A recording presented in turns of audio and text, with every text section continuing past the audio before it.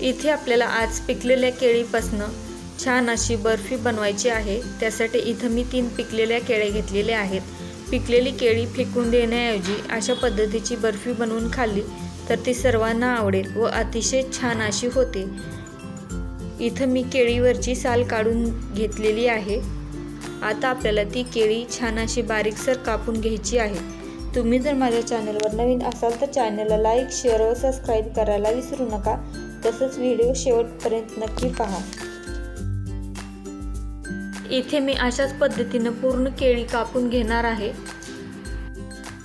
इथे आपली केळी कापून झाल्यानंतर आपल्याला ही केळी मिक्सर मध्ये छान अशी बारीकसर वाटून घ्यायची आहे। यामध्ये पाणी न टाकता आपल्याला ही केळी वाटून घ्यायची आहे। इथे तुम्ही पाहू शकता अशा पद्धतीने आपल्याला केळी बारीकसर वाटून घ्यायची आहे। आता आपल्याला बर्फी बनवण्याची तयारी करून घ्यायची आहे। त्यासाठी इथे मी कढईमध्ये साधारण 4 ते 5 चमचे तूप घालून घेतलेला आहे। या तुपामध्ये आपल्याला 1 वाटी गव्हाचं पीठ घालून पीठ छान असं आपल्याला लालसर रंगाचं होईपर्यंत परतून घ्यायचं आहे। पीठ भाजत असताना गॅसची फ्लेम ही मंद आचेवर ठेवायची व बारीक गॅसवर आपल्याला हे पीठ भाजून घ्यायचं आहे। इथे आपल्याला पीठ भाजण्यासाठी साधारण 10 मिनिटं लागतात। इथे तुम्ही पाहू शकता आपल्या पिठाचा कलर हलकासा बदललेला आहे। आणखीन आपल्याला हे पीठ साधारण 2 ते 3 मिनिटं छान असं परतून घ्यायचं आहे। इथे आपल्याला जास्ती तुपाचा वापर करायचा नाही, अगदी कमी तुपामध्ये आपण ही बर्फी बनवणार आहोत। इथे तुम्ही पाहू शकता अशा पद्धतीने आपल्याला गव्हाचे पीठ छान असं लालसर भाजून घ्यायचं आहे। आता आपल्याला या पिठामध्ये वाटून घेतलेली केळी घालून घ्यायची आहे। केळी घातल्यानंतर आपल्याला हे छान असं परत एकजीव होईपर्यंत परतून घ्यायचं आहे। केळीतलं मॉइश्चर कमी होईपर्यंत आपल्याला हे परतून घ्यायचं आहे। इथे आपल्याला हे बर्फीचं मिश्रण एकसारखं हलवून घ्यायचं आहे, नाहीतर ते करपण्याची शक्यता असते। इथे तुम्ही नॉनस्टिकची कढई वापरल्यानंतर हे पीठ त्या कढईला चिटकणार नाही। इथे तुम्ही पाहू शकता आपल्या पिठाचा छान असा हलकासा गोळा तयार झालेला आहे। आणखीन आपल्याला हे साधारण 2 ते 3 मिनिटं परतून घेण्याची गरज आहे। इथे तुम्ही पाहू शकता आपला बर्फीचं मिश्रण छान असं सेट झालेलं आहे। आता आपल्याला यामध्ये वाटून घेतलेली साखर टाकून घ्यायची आहे। इथं मी 1 वाटी साखर टाकलेली आहे।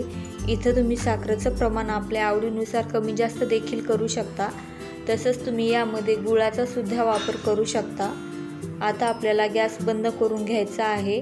गॅस जर चालू ठेवला तर ही बर्फी जी आहे ती कडक होते। आपल्याला हे छान असं पीठ गरम आहे तोपर्यंत तिथे ही साखर मिक्स करून घ्यायची आहे। इथे तुम्ही पाहू शकता आपली साखर छान अशी बर्फीमध्ये मिक्स करून झालेली आहे। इथे मी गॅस लावून घेतलेला आहे। साधारण आपल्याला 2 मिनिट गॅस चालू करून घ्यायचा आहे। इथे तुम्ही पाहू शकता आपलं मिश्रण छान असं एकजीव झालेलं आहे। मी गॅस बंद करून घेतलेला आहे। इथे मी बर्फी सेट होण्यासाठी एका ताटाला तेल लावून घेतलेलं आहे। तुम्ही केकचा टिन तुम्हाला जे आवडत असेल त्या भांड्यामध्ये बर्फी सेट करण्यासाठी ठेवू शकता। आता आपल्याला ही बर्फी छान अशी एकसारखी पसरून घ्यायची आहे। इथे आपल्याला बर्फीचं मिश्रण गरम आहे तोपर्यंत ही बर्फी छान अशी पसरून घ्यायची आहे। ही बर्फी तुम्ही वाटीने सुद्धा छान अशी थापून घेऊ शकता। इथं मी हातानेच ही बर्फी छान अशी थापून घेतलेली आहे।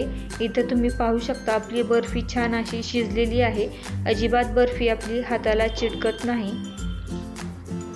तुम्हाला ही बर्फी जाड किंवा पातळ जशा पद्धतीने आवडत असेल तशा पद्धतीने ही बर्फी तुम्ही थापून घेऊ शकता। इथे आपली बर्फी एकसारखी छान अशी सेट होण्यासाठी ठेवलेली आहे। आता आपल्याला यावरती खिसून घेतलेले खोबर घालायचं आहे। इथे तुम्ही ड्रायफ्रूट सुद्धा वापरू शकता। आपल्याला हे खोबऱ्याचं खीस पूर्ण बर्फीवर पसरून हाताने परत एकदा हे थापून घ्यायचं आहे, कारण आपण जे खोबर घातलेलं आहे ते बाजूला निघून पडणार नाही। आता मी इथे मनुके घालून घेणार आहे। मनुके घालणं ऑप्शनल आहे, त्यामुळे नाही घातले तरी चालेल। मनुके घातल्यानंतर हे मनुके सुद्धा आपल्याला हलक्या हाताने छान अशी प्रेस करून घ्यायची आहेत। आता आपल्याला ही बर्फी अर्धा तास अशीच थंड होण्यासाठी ठेवायची आहे।